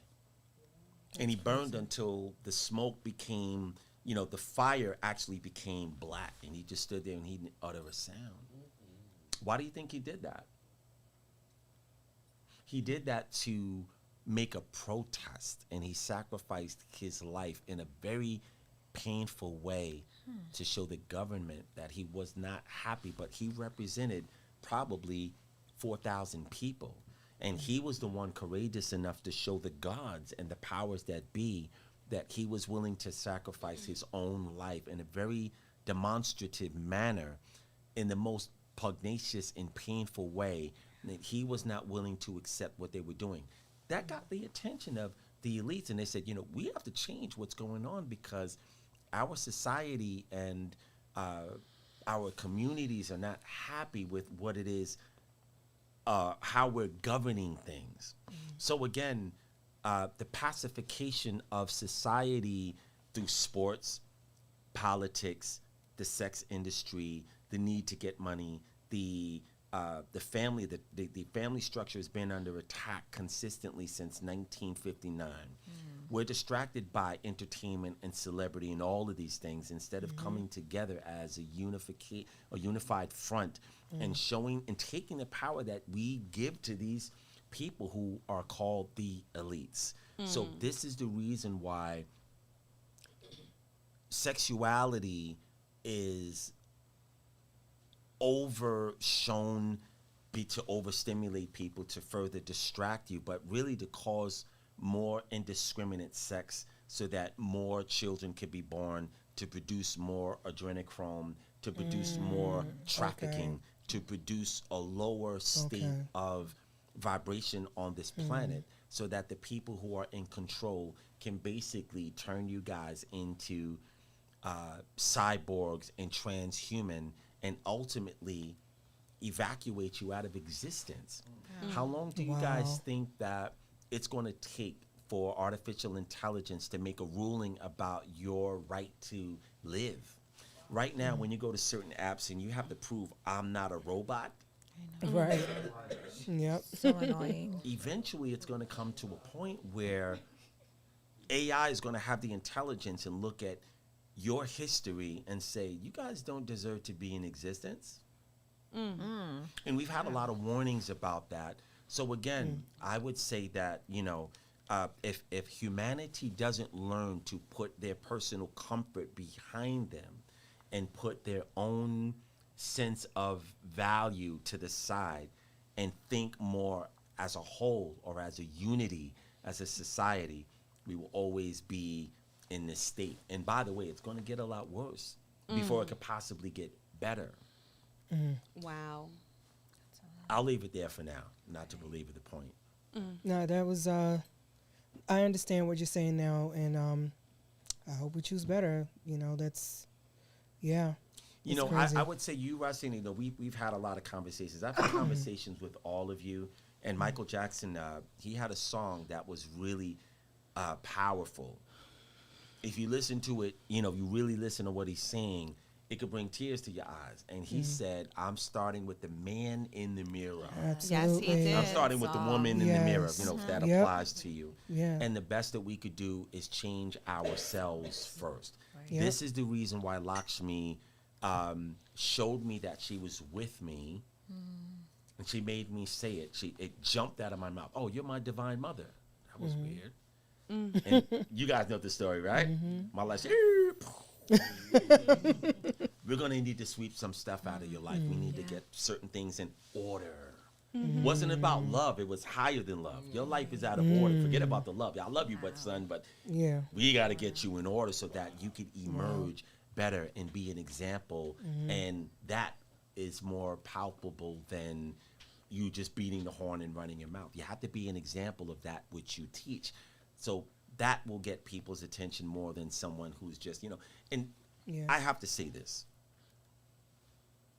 I'm not going to call out the name of the nation, but there are certain there are certain communities out there that profess to be divine beings. You can see where I'm going.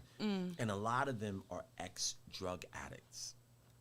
Yikes. And what the problem with calling yourself a divine being is there's nowhere else to grow to. Wow. If you're a divine being, that's it. Yeah. So if you're telling yourself that you're a divine being, well, I got everything. I created all of this. And there's an arrogance that locks you out of the evolution that is necessary for you to actually be that divine being that you pontificate being itself, which makes it really pugnacious. You have certain communities that like to use the term gods, return of the gods, we are the gods. And if you are the gods, then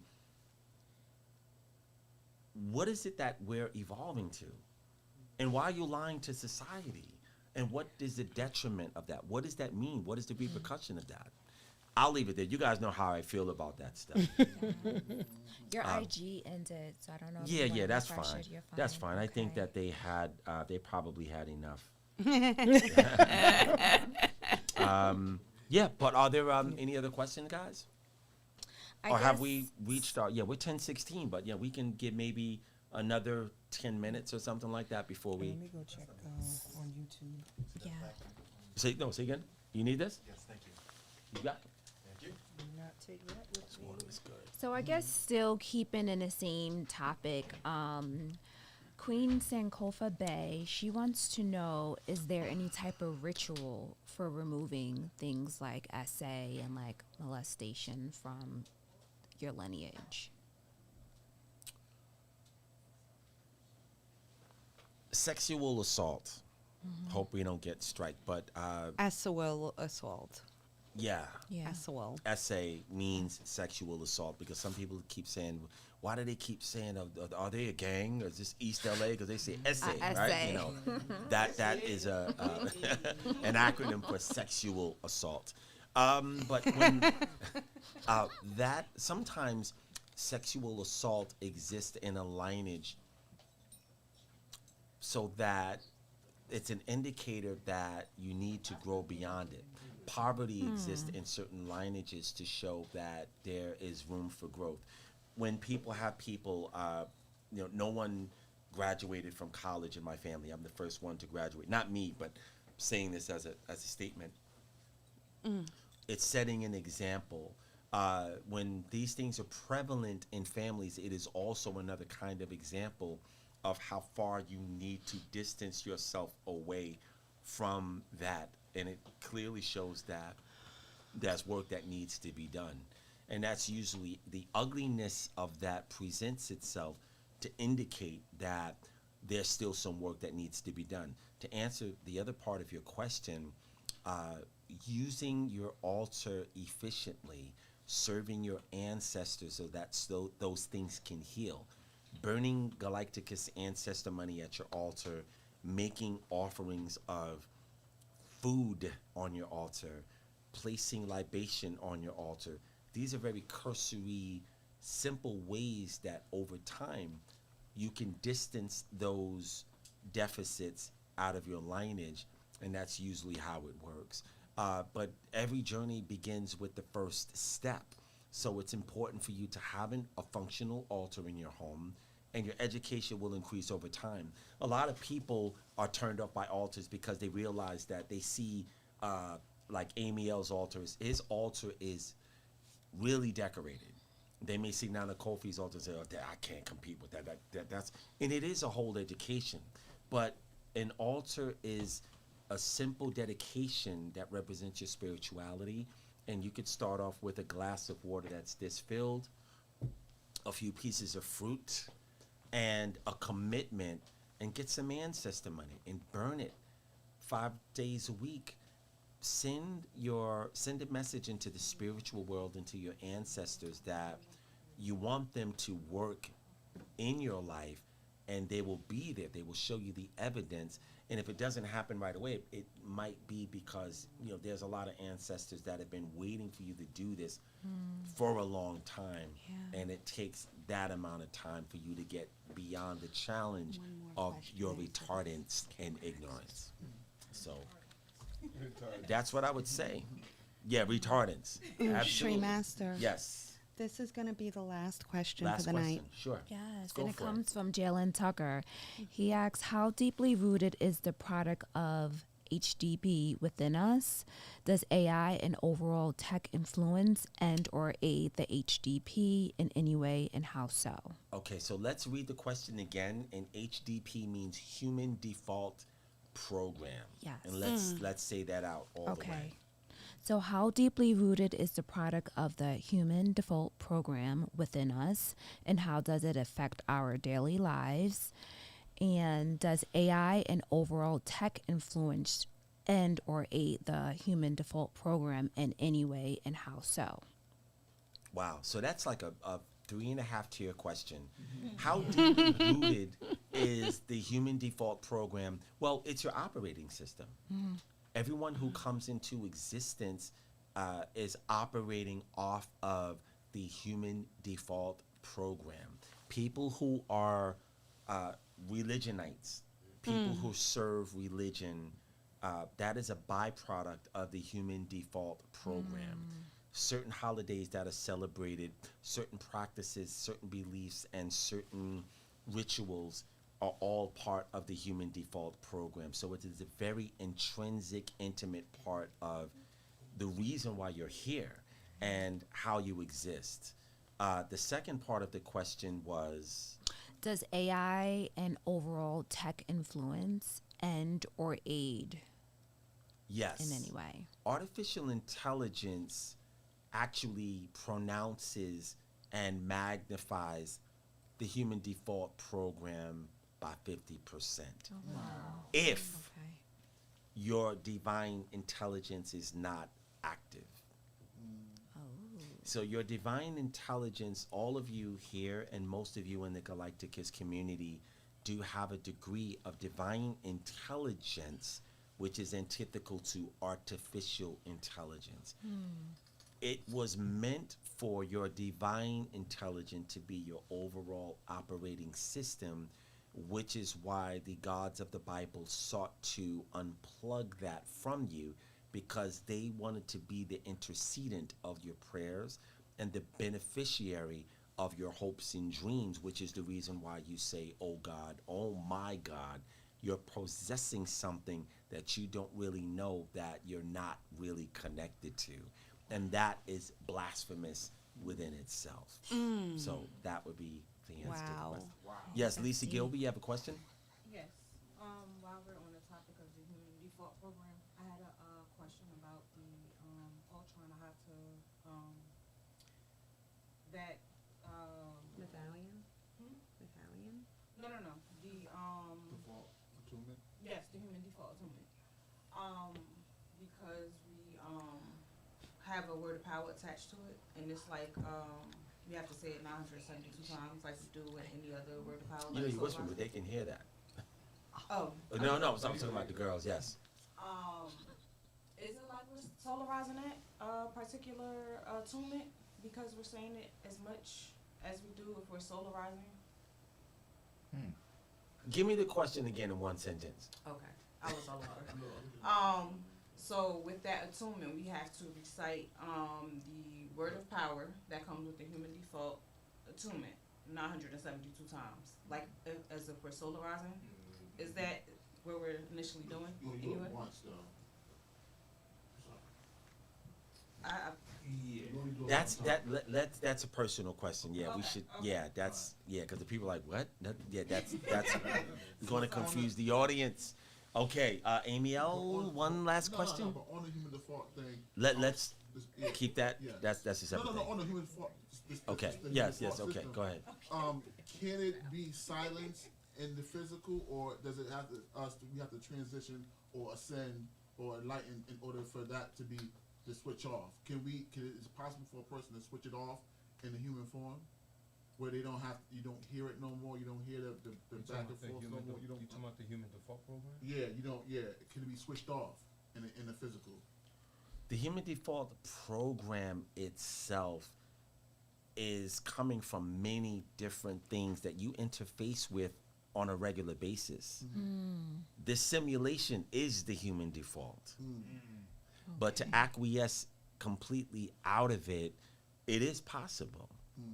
But if your spirituality doesn't make up 75% of your daily practices and activities, probably not. All right. So anyway, guys, I want to thank, I want to acknowledge everyone in the Galacticus community, from internationally, locally, from all around the world. I want to shout out all of my Balder Chronosian adepts, all of my initiates from the Initiate program, all of the students from the Galacticus Studentship program of Ascension. I would like to thank my chain of command for being with me today and helping me put this together. And I'd like to thank the Galacticus posse from coming from all over the tri-state area. Thanks for coming to be here with us. And I want to thank my mom again for helping to just accent the place. I want to thank Kenneth Paul Media and Hub 17, which is where we are. This is a wonderful place. Thank you, Kenny, for allowing us to be here. And, we'll look at the analytics and see how this goes. Maybe this can be something that is Monthly. an ongoing thing, monthly, not yearly, but monthly would be nice. Yes. Maybe weekly. It depends on the numbers. I'm open to the possibilities. I am Sri Master Gano Grills for Galighticus. I wish you all good night, and I'll see you next time. Yay.